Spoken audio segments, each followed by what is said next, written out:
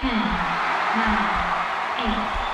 7, 6, 5, 4, 3, 2, 1.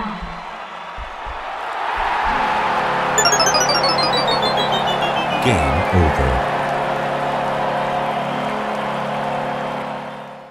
Welcome to Game Over Montreal. It's, as they say, another Montreal Canadiens loss. Or I guess, as I say, so often this season. But, you know, they want it at this point. I mean, not the players in the room, not the coach, but the organization is probably appreciating the fact that the Canadiens aren't winning that often. And they're just showing a little fire in the belly and getting closer and closer to that first overall pick. And Shane Wright, to talk about today's loss to the Jets, we're going to bring in two guests, Garret Hohl and Gus Katsaros. How is it going, my friends? Fantastic. I'm doing great. It was a different kind of game, I think. Didn't really have that much fire, we'll say. Like, either way, it was kind of choppy in the first period. It seemed like it was like the shots were tied 3-3 for like 10 minutes. And then I blinked and it was like 16-10. It was a weird one. It seemed like there wasn't much rhythm to the game. And I say this as we talk about the Jets because it seems like every time we talk about the Jets, especially Garret and I, we're talking about Scheifele and Wheeler and the group of Jets forwards at the top that don't really play defense. I saw them mention on the broadcast today that the Jets are 5-0 without Scheifele and Wheeler this season. Is there any lesson to be learned there? Well, not really. I mean, there was one of my favorite infographics that I wish I had on me, but I don't right now, so I can't tweet it out. But it was the Pittsburgh Penguins with or without Crosby over like a 2 or 3 year span, and they had a higher win percentage without him. And no one's gonna be saying that, oh yeah, Crosby's a bad player because the team wins without him.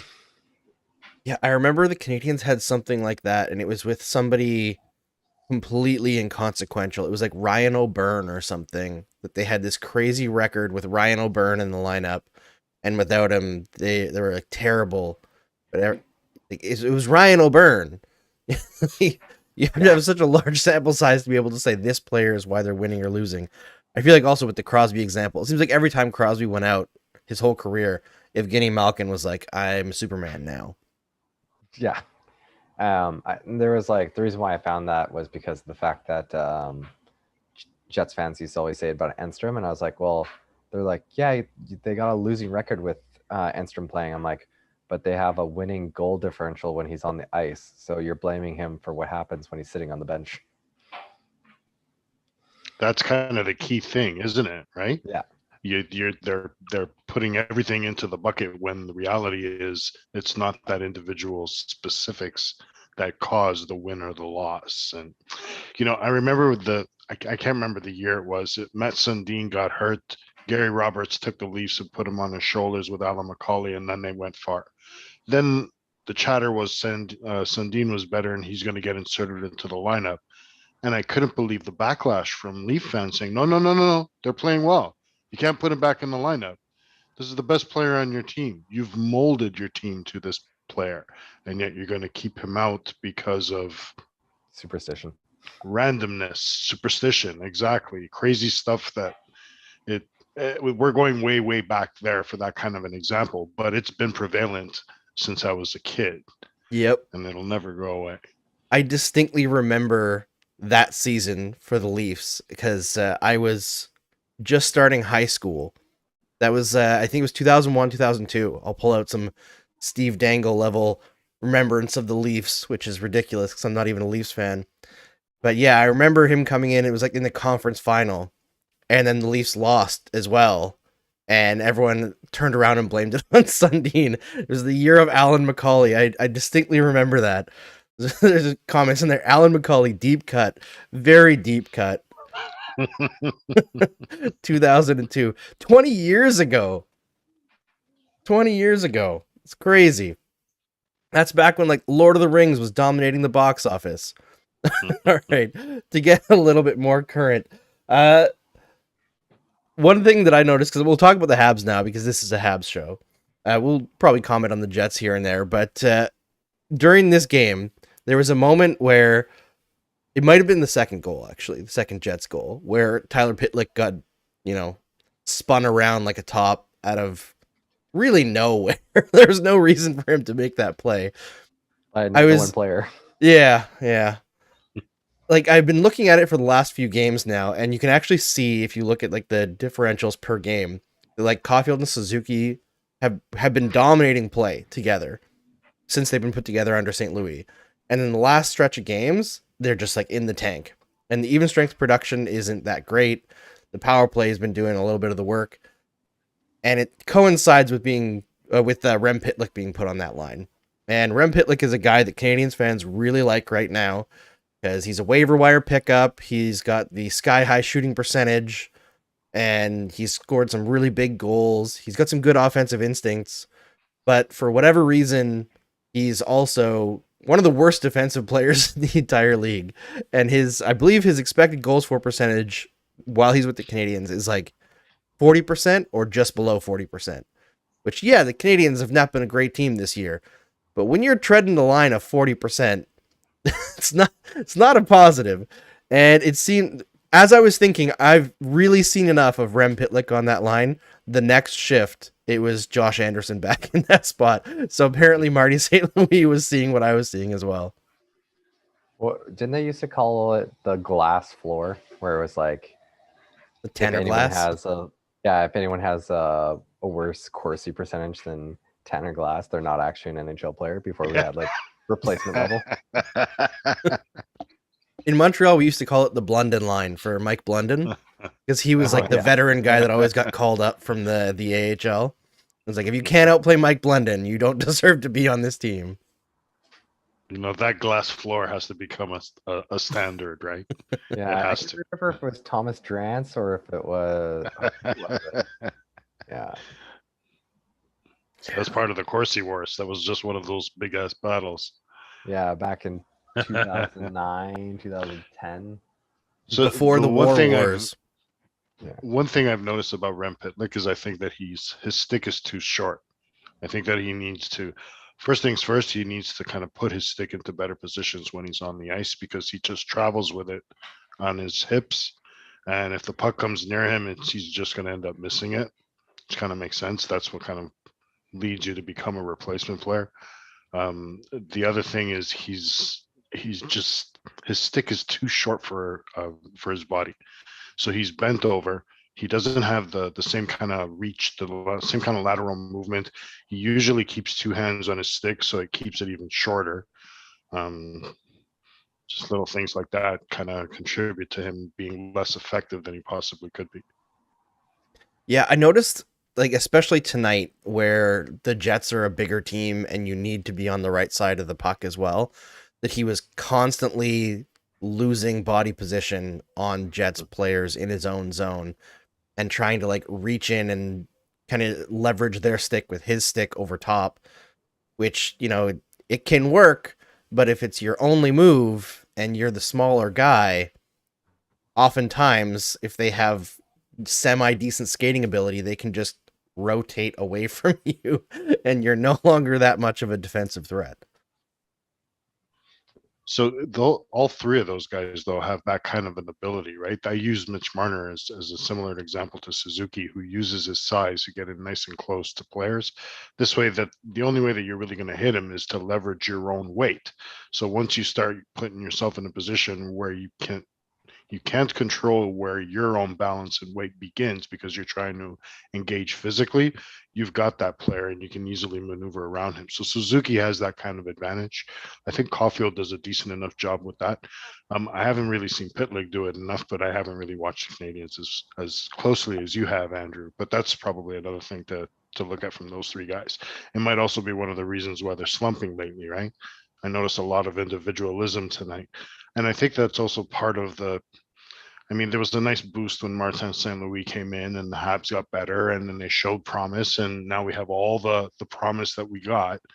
But now the season's starting to wear down. So now it's at a point where we don't want to get hurt. We don't want to necessarily put ourselves in a position where we're not going to have like the best off season.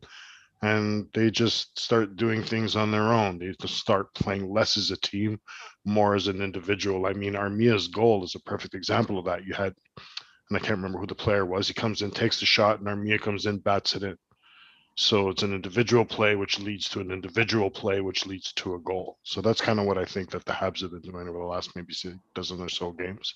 Yeah, that was Christian Dvorak, and he's been pretty good lately, especially after the way that his season started. I feel like that's the thing where everyone's expectations are so much different right now because of that first 45 game stretch under Ducharme, where anytime anything good happens, it's like, yeah, it's amazing. Dvorak's had like a bit of a relative heater in terms of point production, basically just doing what he did on that goal, using his speed and driving towards the net, taking shots, or being the late man in where he like kind of gets behind coverage and sneaks in to take a shot. So it's been good to watch from that perspective, but overall, you're right. There is a lot more of the goals that are happening are on individual plays, and it seems like most of the chemistry on the team at the moment is just between Caulfield and Suzuki, and they're still searching. There was a comment or a question asked on Twitter essentially, which was who in the lineup or in the Canadiens prospect group is going to fit long term with Caulfield and Suzuki, because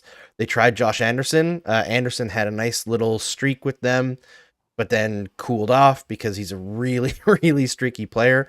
They tried Yoel Armia. He worked pretty well for a couple of games, and then Anderson came back off of IR and he got shifted down. They tried him another game later on, and he was just brutal. So then they tried Rem Pitlick, and the best fit's probably been Anderson so far, but I just don't think they have the perfect player to round out that line at this point. I would like to see them try Jesse Ylonen, but it doesn't seem like they want to give him too much ice time in this stretch here, because they're also saving him to go back down to Laval for the playoffs in the AHL.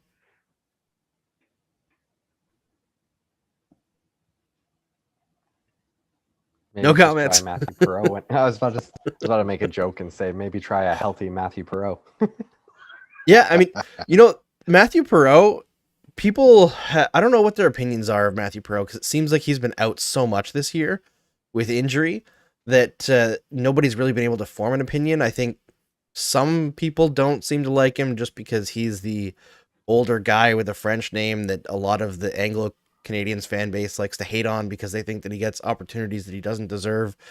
But if you look at his underlying numbers this year, like every time I've checked, they've been really, really strong, which has been the story of his career, right? That's been his whole career. Yeah. The All the way back offensive to production's Washington, not there, but man, he does his job. Hold on a second. 1, 2, 3, 4, 5. He's 6 in WAR for Montreal. Yeah, and a lot of those games were played not under St. Louis as well, when everybody's numbers were in the tank except for Lehkonen, who, like, I think when Lehkonen, at the time of the coaching change, the highest person in like expected goals for percentage on the Canadiens that wasn't named Lehkonen was like 47 or 48%, and Lehkonen was like 57. He was just on an island, absolutely crushing it all season. And for whatever reason, nobody was there with him. That guy was juicing his own numbers so he can get out of Montreal, I guess. The Tyler Kennedy story. You know, the other thing too is that player that everybody's looking at for Suzuki and Caulfield to complete that trio, it may not be there. It may never be there. It's not one of those things where they have to find that guy, right? Because if they're looking for a savior or some kind of a catalyst to kind of keep those guys playing well, they don't need that. They can play well on their own, you know. And with the NHL, it's always about 2 players and then a third on the line. So I really wouldn't worry too much about who's going to play with who. I think it's more important for them to start establishing how are they going to move forward with either the group of players that they have now or whoever they acquire after this particular point. Yeah, I think have to say that. Go for it. Go ahead. Garrett. Oh, No, I was you going go. to say that's one of the things that it hasn't been proven per se, but it's definitely the third man's not as important. It's definitely something that's looks more and more to be an old coaches thing that actually analytics are agreeing with. I have only done like cursory looks into it, But I mean, someone tweeted out today like the top 3 forward lines and expected goal percentage is all Bergeron, Marchand, and someone else. It's all Yeah. about the same. Hmm. And like, but yeah, it seems to be like, from most of my research, it seems to be that like, yeah, for the most part, it's the first 2 that really, really count. The third one is like, you know, it impacts things, but you're getting diminishing returns on that. So like you shouldn't be really looking for like the perfect player on the third line, or it's not third line to be the third guy, but you should be looking at, you know, how do you fix the other lines so that way that your first line is being put into a better position to, because that probably actually helps them more. Yeah, I think people are looking more at the super lines in the league right now, like Matthews, Marner, Bunting, and Kachuk, Lindholm, and Gaudreau, and they're saying like, how can you make a super line? But I feel like that's But so far down the line for the Canadians right now that worrying about perfecting a line with Caulfield and Suzuki, they need to build a second line and a third line first before they have to worry about filling in like the perfect spot there. And yeah, I feel like the third man does matter less for them. It's just got to be a guy who can get the puck off the wall. I think that's the main thing. It's just a guy who can play with them at their same level of hockey IQ, or just make some space, bang in some garbage goals. And that could be Josh Anderson. I think the one thing that holds Anderson back is he's got the speed to play with them. He's got some goal scoring ability, but the passing game is just not quite there. He's the perfect example of individualism that I was talking about earlier. And it's not like he's bad at it. I mean, you put him on a Glenn Anderson type of run from the blue line in, and he's pretty good at it, but you need to be able to kind of dish and throw and set up plays that, you're right, he's kind of missing that element in the skill set. Yeah, and that's actually something that I talked about last year in the playoffs with Kotkaniemi, which is completely neither here nor there, but I'm just seizing the moment. Is people were kind of crapping on him last year for not being like more of a play driver or more of like a playmaker, we'll say. But the line that they had him on for most of the playoffs was Kotkaniemi with Anderson and Byron. And Anderson and Byron are both players who deliver their offense in individual plays. They both capitalize on a lot of like breakaways and not really passing that well. Like Byron likes to tap in rebounds. Like he's always just right at the goal mouth, right? Whether it's by himself on a breakaway or just not really being part of the cycle and being forgotten and tapping in a rebound. And Anderson is kind of the same player. So if you're looking for your center to make a lot of big time passes and stuff like that, probably 2 of the worst players to put them with, because they're just not that guy. It's not to say that they're bad players, but they are not guys that facilitate like a high-end playmaker's skill set, we'll say. And how about that Mike Hoffman? How many times are you going to watch that guy just throw pucks aimlessly towards the net? I'm not even going to call them shots at this point. It's just the first intuition is always just get the puck to the net, take the first shot, forget about playmaking, forgetting about like he is the epitome of individualism, and it's just not really productive. No, I had a friend of mine was texting me during the game, and it's like every other Hoffman shift. He just sent me a text. Hoffman sucks. I hate that guy. Just like all game long. And I was like, I wouldn't go as far as to say hate, but he is extremely frustrating. I don't know if I've ever seen a guy who's so obviously talented just mess up so many plays. I don't know if it's about care level or what. I asked like Gearheads an open question in going into the like last game if Hoffman has like a ridiculous curve on the toe of his stick or something that would explain how he has like time and space to make passes, but then seems to hook it at the last second all the time and miss by 15 feet on like cross ice passes. I've never seen a player like him before. It's so weird to watch him game in and game out and see the obvious talent and nothing to show for it. Like operating with blinders. It really is. And he's been that same type of player for even before he broke into the NHL. It was just simple, get to the open space, take a shot, reload, take a shot, reload. And then the defensive element really isn't there either. He's a liability at this point. I'm not really sure what Montreal's going to do with him moving forward. He's got a couple years left. My guess is they try to pump him up as much as possible next year, build an effective power play where he's a part of it, and then trade him at the deadline, hoping somebody will buy that. Right? a lot of the Canadiens' rebuild is going to be about building up players with some term left and seeing if they can move them without taking a bad contract back. What does Hoffman do other than his one-timer sometimes on the power play? He is really good at one thing. He's good at picking off passes in the neutral zone. He is surprisingly good at that. He just, once he gets it, can't really do anything. He's actually pretty decent at controlled entries in the power play as well, but that's like second unit business. Yeah. How different is this game if Scheifele and Wheeler are in there? With more like opportunity to create turnovers? I was about to say. I mean, yeah. Two guys that don't play defense. Yeah. I mean, if there were more power plays in this game, I feel like the Jets might have run away a little bit more. But credit where it's due. I thought Sam Montembeault was fantastic tonight. Like, he was. There's a lot of cross-ice passes that he was able to. Yeah. Those are hard saves. Very hard saves. And like, he's all year been put in tough situations, and it seems like every once in a while he gets overworked and his confidence gets broken, which happened the last game against the Jets. But again, he came in relief in Toronto, cold, let in the first shot to Austin Matthews, and then played great the rest of the game. And in this one, I think he played really, really strong. So he's once again building himself up to the point where if Price comes back this year, which is apparently still an if, because there's no idea of when he might play. Although I have a feeling it might be on Saturday. It's a home game, kind of makes sense. But I think Saturday's a home game anyway. But maybe it's a Friday. No, they're both home games. Anyway, Friday or Saturday, I could see that happening. It's a back-to-back. Jake Allen's injured. It was announced that he's likely out for the year.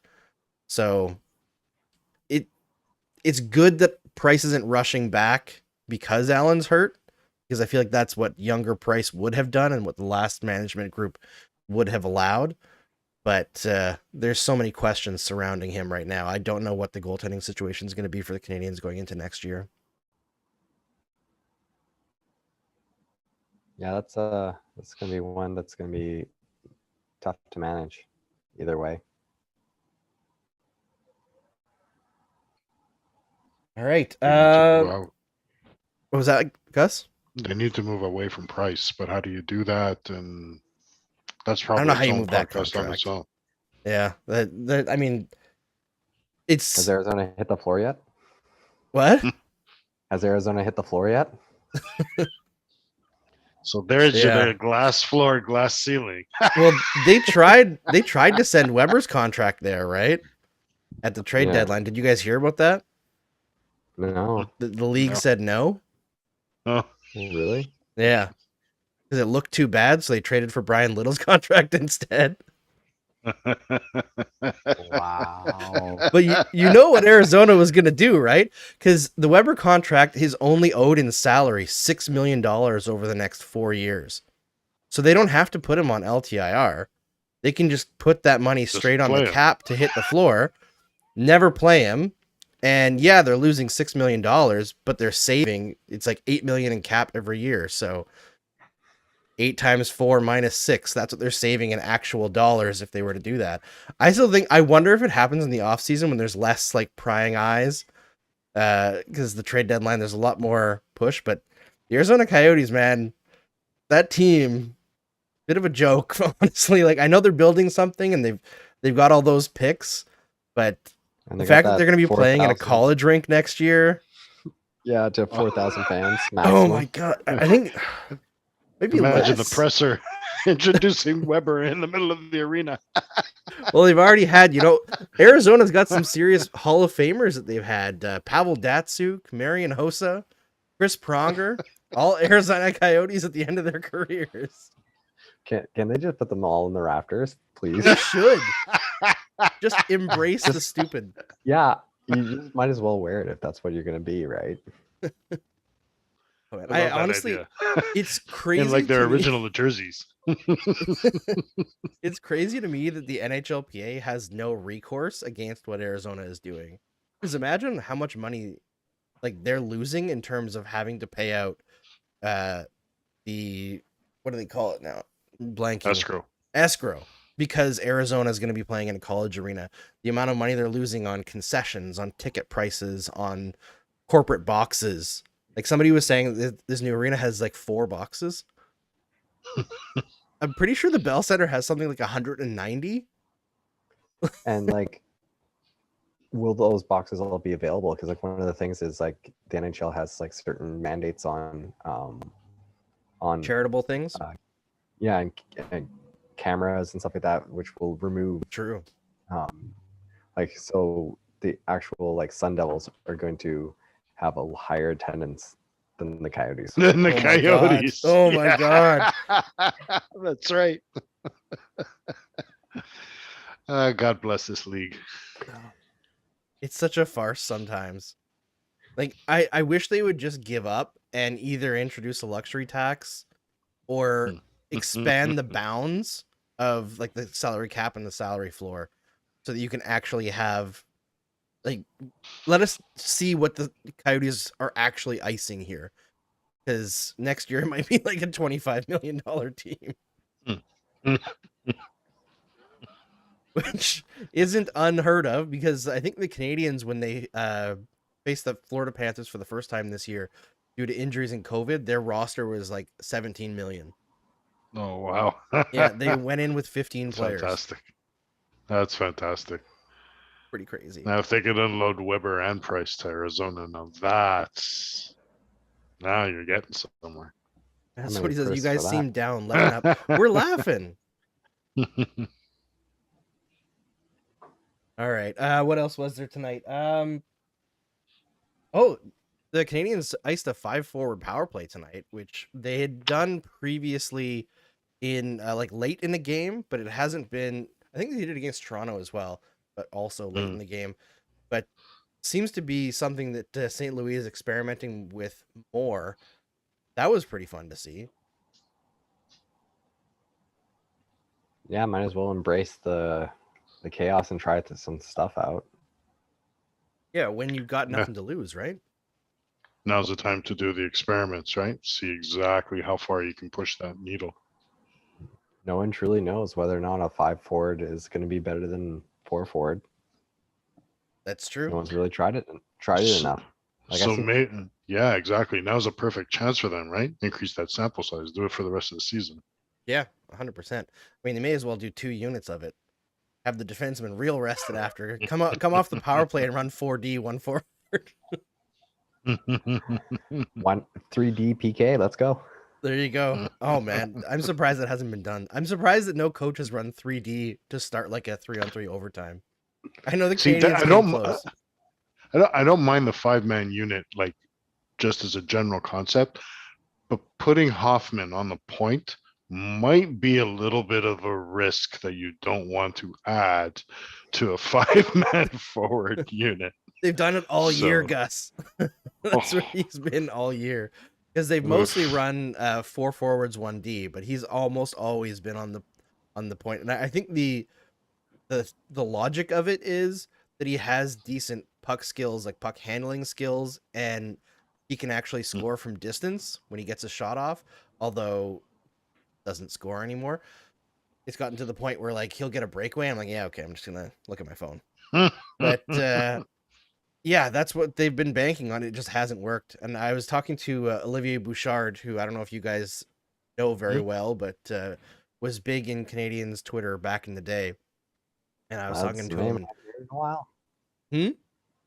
That's a name I haven't heard in a while. I know he kind of left the blogging industry. He started working in I was going to say the private sector, but it's all the private sector. But a different job that actually pays money. But yeah, he was saying that Hoffman is like historically not even been like a plus impact player on the power play. And I was like, what does this guy do then?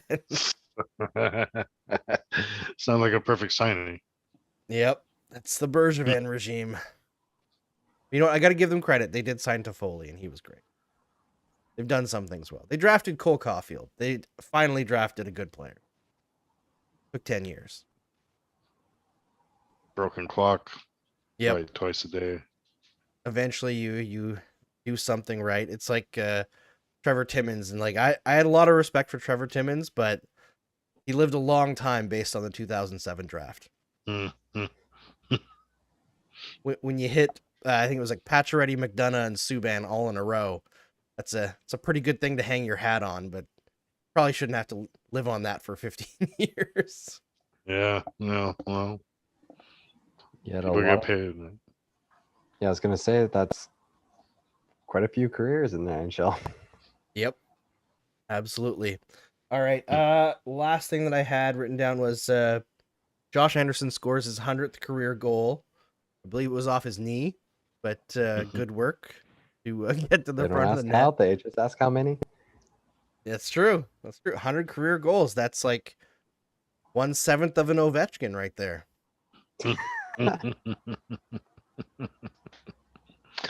So he actually brought the similarities that made him so good as a London Knight to the NHL. Just never really kind of poked through. He's, I guess, a little bit later in his Columbus career, but this is exactly what he was doing when he was in London too. Again, it's a little bit more of an individualistic kind of skill set, but you know, he can skate, he can kind of put himself into positions where he kind of gets right to the net. He's strong enough to kind of fight and battle there. He's good in the corners, etc., etc. So it's good for him to score that 100th goal. But I bet that he'd be a much more effective goal scorer if he really was a lot more aggressive in the earlier part of his career with Columbus. Whether that was just because of him and learning and all of that, or part of that was coaching, you know, the Tortorella years and all that crap.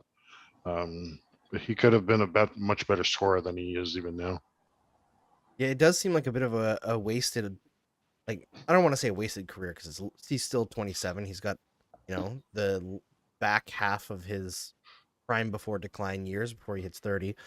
But he does seem like a player. You watch him and he should be better than he is. And there's inconsistency to his game where there's loud Josh Anderson games and there's quiet Josh Anderson. And when he's on his game, he is a very tough player to deal with. He's a big dude. He rams through people. He gets into scrums. He goes to the net. And then in the quiet Josh Anderson games, it's like you forget he's actually playing. I feel like today was almost in the middle of that, where he had some good rushes, but kind of got lost on other shifts. He was a little bit ignited when he got back with Caulfield and Suzuki, so maybe we'll see a little bit of a streak for him towards the end of the year here. But you're right that it does seem like he should be much better. You look at his shot rate, and for a player who has a shot as decent as him, a career 13 or so % shot, he only shoots like twice per game. It's just not enough.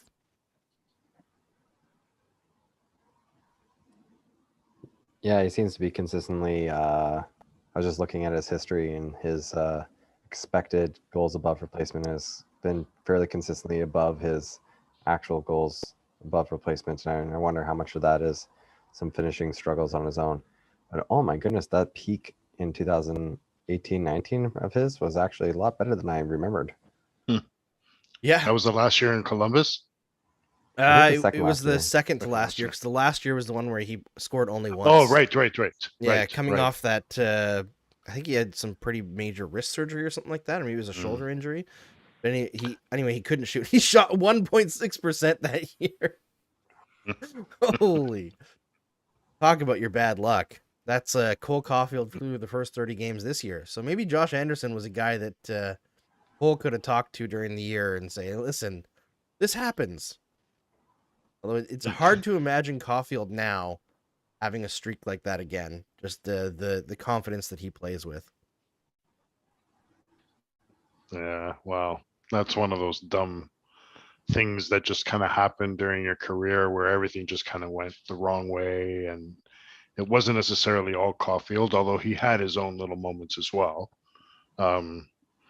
He's just got to learn from those instances, and hopefully when that happens again in the future, because he is going to get into some scoring slumps in the future, he's able to kind of reach back and remember, this is what I did during that period of time. It'll all get better, and then just keep working hard, et cetera, all the cliches that you would get from a struggling player, et cetera. Yeah, I got a message this afternoon from a mutual friend of all of ours, I believe, Dmitry Filipovich, saying that he went in and looked at, he tracked all of Caulfield's shots this season under Ducharme versus under St. Louis. And the main difference that he found, aside from shooting a little bit more from a little bit closer under St. Louis, was the rush attempts have doubled. So a lot more involvement off the rush. And that's not necessarily something that I noted, but it kind of folds into what I found when I looked at Caulfield's gameplay change. Is you could see it a few times tonight against the Jets. Is under St. Louis, he's given a lot more latitude to stay in the offensive zone and check when you'd usually be retreating to create like a more defensive posture. And he creates a lot of turnovers. Like, it's surprising for just a little guy how often he can get in on like big defensemen and either force a turnover or pick off a pass when they think that there shouldn't be a guy left to pick off a clean zone exit. And he does. And he turns those into really good chances. Yeah, it definitely seems like he's being a little bit more aggressive, but also like, trying more. Not like trying more, like, giving an effort, but I mean like trying to accomplish things that like before he would be like, I don't know, it's not worth it. It's not going to work. Being more creative. Yeah. Yeah. And using all of his skill set, we'll say, instead of just the rudimentary things. That thing about the rush, that's pretty important too, because kind of similar to what I think I mentioned this before on this show. He was so much better in the playoffs last year because he could get in behind and just create chaos based on the type of game Montreal was playing with that transition and really creating a bunch of chaos in the opposition zone. So if they continue to do that and he's able to be one of those catalysts, then yeah, he's going to find a lot of success like that. Yeah, 100%. I feel like that Caulfield-Suzuki pairing, if they can keep to a point where they are continually creating turnovers in the offensive and neutral zones, even defensive zone, and create more rush chances, they become a much more dangerous duo. Not that they've struggled per se to create off the cycle, because one of the things that St. Louis has done so effectively is give those players the freedom to make reads and continue to make plays in the offensive zone. But I think the rush chances are extremely important for them at even strength, especially. All right. Was there anything else that you guys noticed from the game that you wanted to talk about? Yeah, I was going to mention that nobody got 2 points. Yeah, Barron, which is weird because the Canadiens have their own Barron. So every time they were mentioning Barron, I was like, what? I thought he was injured. They're brothers, aren't they? Are they? I Is he think brothers so. with Justin Barron? So. Yeah. Barron's scoring in Montreal because the last time Barron played, he scored his first NHL goal in Montreal, got a huge ovation, and then kind of got tackled at the end of the game and is out for who knows how long.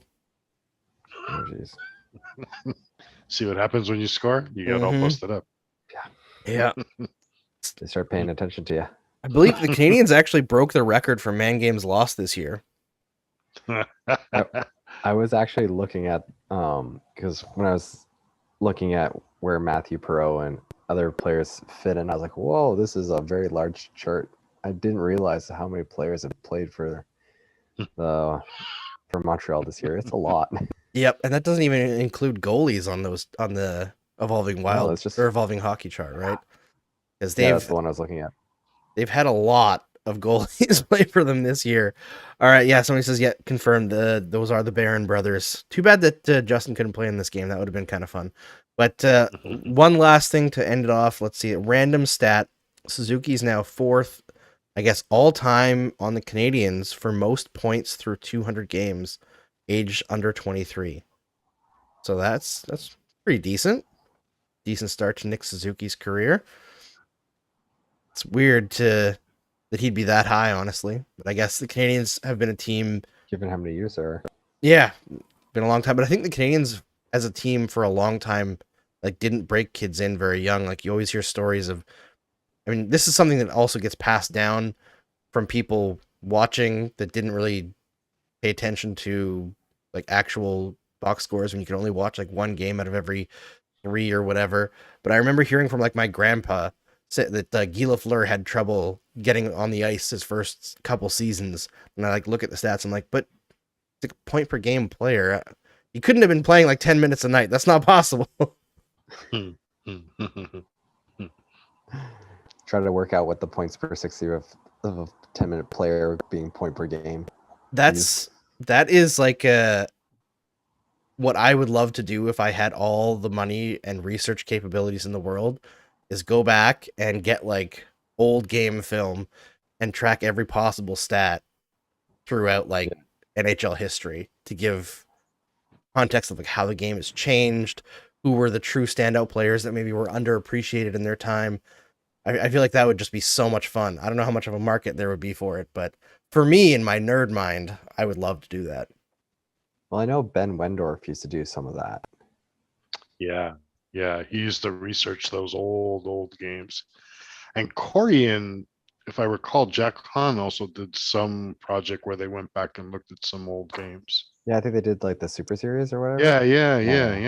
Yeah, So I guess there is a market for that. Yeah, I did the 72 Summits, or no, I didn't do 72 Summit Series. I did the Game 7 between the Bruins and Habs in 1979. And what I found was that that game should not have gone to overtime. Ken Dryden was just very bad.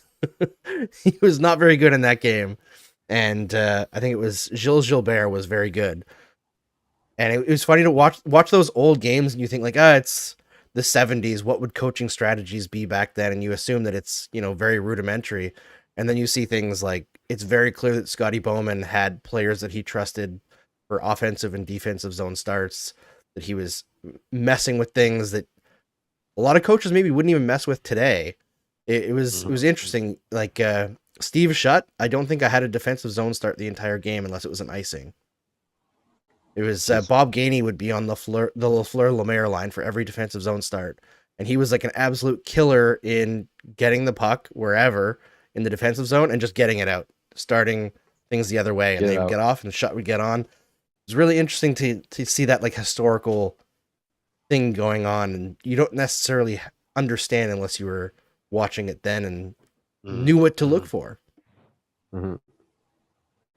You'd be like, why doesn't that guy have any points? Well, because one of the craziest things is of that era that you'd never see today is in that game, the Canadiens basically ran 3D. And in the overtime, I think it was one of the Savard or Lapointe got hurt. I forget. And Larry Robinson just like didn't leave the ice for the whole Didn't Nurse do that recently? Like, yes. I think during where they just literally was it Edmonton versus Winnipeg, or was it? Edmonton was in the playoffs last year. Nurse played 30 minutes a game or more. Just hook it to my veins. Go. I'll be on the ice. Just energy drinks, crush them. All right, we're gonna end it there. Thanks everybody for tuning in to Game Over Montreal. This is game 73, so there's only 9 games left. It's absolutely wild that we've been doing this for that many games, but thanks everyone for tuning in, and thanks to our lovely guests Gus and Garret. And before we hang her up, Gus and then Garret, tell everybody where they can find your work. I do a once-a-week article on NBC Sports Edge, and I'm going to be doing some work again on the McKeen's yearbook. So that's kind of what my schedule is like leading into the playoffs and this summer. Yeah, and I'm just looking here where I did 2 posts on Hockey Graphs last year, but other than that, I haven't posted since 2017. So I'm coming back. Pick up the slack, baby. Pick up the slack. Garret announcing the comeback is on. All right. Thanks everybody for tuning in. We'll be back on Wednesday and then Friday and then Saturday because it's a 4-game